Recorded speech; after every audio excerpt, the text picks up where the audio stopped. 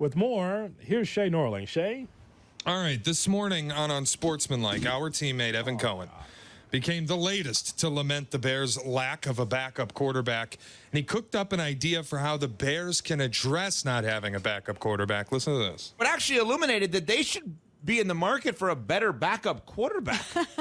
Is Ryan Tannehill employed anywhere? Seriously, I don't even know. Like, why don't the Bears have a better backup quarterback? If this is a team that thinks that they can make the playoffs this year, which I think they can, all this did was illuminate for me is like, he's the only one there. The only one there being Caleb Williams. Evan went on to say, now that Caleb is the starter, could you sell Ryan Poles on hey, you have no pathway to being the starting quarterback, but we're going to sign you as a mentor and as a backup, and if there's an injury, we'll get you in. But there is no pathway for you to win this job. We just want you here as a mentor. So shot or no shot, the Bears should bring in Ryan Tannehill as a mentor for Caleb Williams. Well, let's break that question down. As a mentor, no shot. As a backup, shot. And because there's a difference. I'm here to tell you that the only mentor that's ever been a backup quarterback over the last, 10, 15 years is Josh McCown. Because he cared. Honestly, you know why, Cap? All these guys want to play, but Josh McCown knew that the beginning of the end was happening for his career, closer to wearing a CBS eye jacket than being a quarterback in the league. Mentor, that always sounds good, right? Hey, bring in Andy Dalton. At some point, he'll be the mentor for That didn't work, Cap. Did not. Cap, when we get these quote-unquote mentor situations with the veteran quarterback, that's usually BS. Well, it is. The one thing I would tell you is they brought Mark Sanchez in here to try and help mentor Mitch. He was never going to play. Never. Mark Sanchez, that is. And that whole thing was whatever. Sure. They tried. I don't know Ryan Tannehill. Ryan Tannehill, I assume, is sitting out waiting for someone to get hurt so he could start. Ryan Tannehill's not coming in here as a caddy. I would be surprised if the Bears did that. If he's willing to do that, sure. But I have no idea. I would think the reason he's out there, oh, God, somebody went down in training camp. All right, go call Tannehill. If you were his agent, that's what you would suggest. Either find a team in which you think that you could start at some point as a backup or just hang on a second. Just Correct. wait. Correct. Mm-hmm. Just stay in shape, keep throwing, working out, and if somebody goes down or somebody has a need, we'll call. But come here and go, I'm going to train the kid. That's not where he's at in his career. How old is Tannehill? He can't be that old. It's not like he's 40. Maybe Or 35. 35. He's got plenty of time He'll left. be 36 at the start of this. I mean, I don't believe that's a little aged for a veteran journeyman. Okay, so was Joe Flacco, and he won the comeback player of the year. There's one-offs. There's certain examples of that, just in flashes. I would just say that this whole thing of veteran quarterback mentoring young quarterback, that's not a thing. Right. It just isn't, because those veteran quarterbacks want to be able to play. They feel like they can have the opportunity. To have him, now listen, you upgrade a lot of different positions. Tannehill as a backup just in case, break glass, just in case, is not a bad idea if he wants to be on the roster. But as far as him, okay, Caleb, let me help you out. No. It's too competitive, the NFL, for that. It is. You told me he was 39 and just wants one more bite at the apple. He'll come in and that's not where he's at in his career. No shot. Is Bagent good enough as break glass in case of emergency? Like, is the thought process anyway correct? And if you believe you're a playoff team, your emergency quarterbacks should be better than Tyson Bagent and Brett Rippon? I don't know about Brett Rippon, but they brought that kid in from Western Kentucky. He might end up being the number 3. But Tyson Bagent, yeah, why not? He went 2-2 as a starter on a very mediocre team. He was fine. Yeah, he was fine. But I would play him. Shay, let me ask you this before we move on regarding a backup quarterback. The 4 games that Bagent played, I believe it started with the Raider game, if I'm not mistaken. Yep. So Raiders, Chargers, Saints, Panthers, in which Bagent went 2-2. Could Tannehill do better than 2-2 against the Raiders, at Chargers, at Saints, against the Panthers? all things being equal, The same or better. maybe you get a win at the Saints. I remember Bagent had a couple pretty bad detonation moments in that game. Maybe you flip that one. I think the Chargers game is what it is. I mean, the Chargers came out and punched us in the mouth. See, that's the question. Like, could Bagent get you 2-2? Could Tannehill get you 2-2? I would say the same. The Charger game is just out of control. Like, you weren't going to big spotlight Sunday Night Football. It wasn't going to happen. All right, Shay, what else? All right, a report from Jeff Hughes of the Bears blog over the weekend suggested that Roger Goodell is actually rooting for Caleb Williams to succeed because the star quarterback in Chicago is the league's biggest untapped market. Obviously, New York, the league's biggest market, is split between two teams. L.A., and no disrespect to L.A., doesn't have football fans. So it leaves Chicago as the league's most extensive football market. He added that if Caleb is successful, wait for it, the belief is he could be bigger than Patrick Mahomes. Shot or no shot, if Caleb is successful with the Bears, he will be the biggest star in football. Okay. All right. Now, he's gone through rookie minicamp. He hasn't thrown one pass in the league. I didn't say he will be. I said Patrick if. Mahomes signed for $500 million. He's played in what, 4 Super Bowls? 4, right? Yeah. Okay. Can we stop with that? He'll be the biggest star I think in he's football. played in 5. Isn't he 3-2 in the Super Bowl? I don't know. That was 4. Could be wrong. Yeah, he lost Might to the be 4. Buccaneers. Yeah. I don't remember him losing another. Yeah, Super you might be right.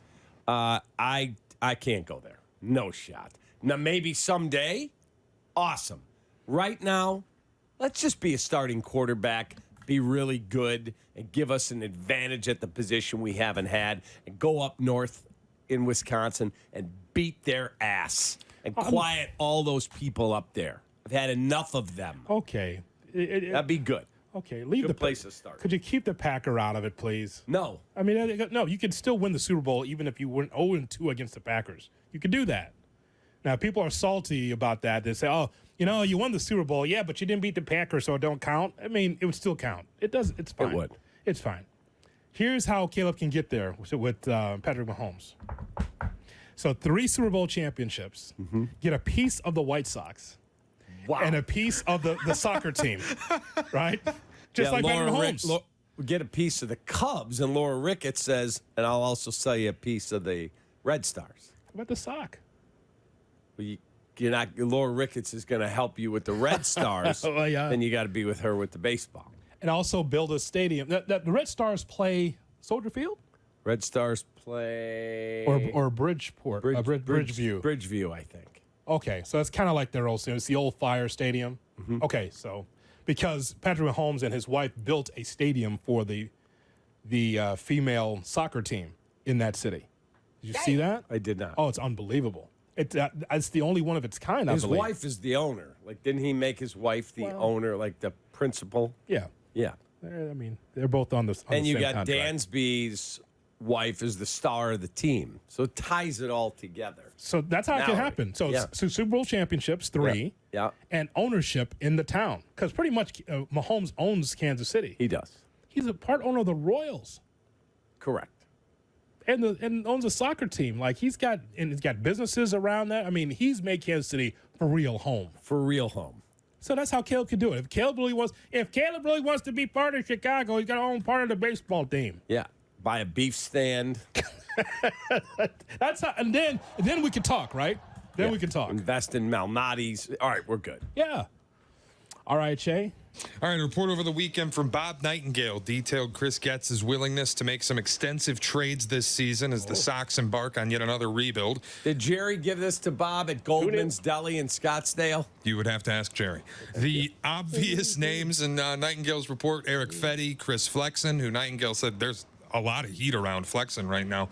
Tommy Pham, Michael Kopech, all big-time trade candidates. But another report over the weekend claims Getz is, quote, totally open for business and is willing to move Luis Robert Jr. and Garrett Crochet. Robert has been good when healthy, but he has been far from a picture of perfect health, and reliability could be a concern going forward. So shot or no shot, the White Sox should be willing to move Luis Robert Jr. Well, what am I getting back? First of all, you're not going to trade him until he's healthy, or you're going to not maximize your return. Do they have a good cocktail ride? That's the question. At Goldman's Deli. That's not their strength. They don't have a good cocktail The ride. chicken soup with the matzo ball. That's Please sit down. Let me tell you all about the White Sox. I know we're not playing well, but we got so many kids. We're going to trade them all. We're going to be terrible. Pass the salt, will you? Be careful, Jerry. You don't need all that sodium. You can't maximize your return on Luis Robert till he comes back and shows he's healthy. And he's 25 years old. Like, if you're going to trade him, you better get the motherload of all hauls. You ever put lemon in the chicken soup? It's always good. There's a little lemon. It makes it a little tart. It's very good. I'm not a fan of the lemon in there. If I'm going to get the lemon, I get the Greek lemon soup up at Sestaria. That's good lemon soup. You don't know. Tell me more, Bob. Go ahead. So I don't see them trading Luis Robert unless somebody was going to give them such an insane package. Well, if he was 32, I get it. He's 25. The pepper. Pass the pepper over here. Thank you. Go ahead. 26. He's 26. What are we doing? And he's signed through 2028. Yeah, then what are you doing? You'd have to get like 5 prospects all in an organization's top 50 if I'm going to. Like, that's But the again, start. That's 5 the starting prospects point. are prospects. This guy's a star. If he's healthy and can play, yeah. I would not do that. You would not trade Luis Robert. I would not. Unless the deal you got back, you're like, what? For me, it would be a blend of guys that could help me today and also prospects. Correct. It would have, for me, it'd be a blend. You're not winning anything with him, right? And then how fast is this rebuild? How fast is this rebuild? Luis Robert is the centerpiece of all of it. So, is this going to be two or 3 years? Because if you're going to get rid of the players that can play now, then what's the future? See, that's my point, Cap, on the reason why I feel like this is going to be long and painful for the White Sox. Because even with guys that Shea just mentioned, if you're going to trade those guys at the deadline, then where do you start? Well, if you're not getting a lot for Chris Flexen. You're not getting a lot for certain guys. John Brebbia. Those aren't going to bring you great hauls. Luis Robert? Yeah, you're going to get the haul bell would be involved. I just wouldn't do that. He's a star. I would keep him. I would keep him. Unless the trade was insane. Yes, because that's a star. That's the only star on the White Sox. I mean, if you really look back, the Quintana trade, they won nothing with Dylan Cease. Eloy can't stay off the injured list. Yeah. The Adam Eaton trade, what do they have left to show for that one? Reynaldo Lopez, Dane Dunning, who they traded for Lance Lynn, he's gone. Yep. And Lucas Giolito, and he pitches for Boston, and Torres Ulner, he's out. Reynaldo Lopez is in Atlanta. Correct. He'll be pitching tonight. So that deal didn't work out. What else did they trade? Chris Sale. For Moncada, he can't stay off the injured list. Who won the deal? Boston. They won a World Series with him. Right. Michael Kopech, and I don't remember, there was an outfielder in there. That wasn't a successful trade. No. You didn't win anything. Tune in. So for me, I would keep him as a centerpiece, Luis Robert, unless you can give me players that can help me today, along with kids. That's It the would haul have I'd to want be back. such an insane haul for me to tell you that was a good trade.